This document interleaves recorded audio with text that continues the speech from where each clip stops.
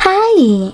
In front of me is Xiaomi 12 Pro, and today I would like to show you how you can download and apply Apple Layout on this Android.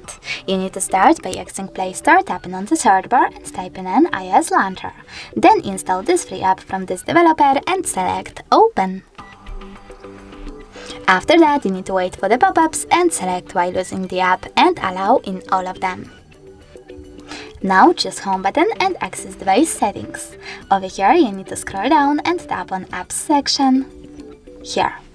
Then select Manage Apps, click on those three dots at the top right corner and select Default Apps.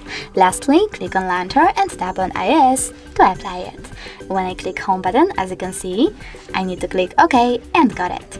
Then Apple Layout will be applied successfully on smartphone. If you wish though, you can always switch between your layouts by going into the same settings and choosing System 1 or tapping on iOS. Thanks so much for watching. If you enjoyed this video, don't forget to leave a like, comment and subscribe. Bye!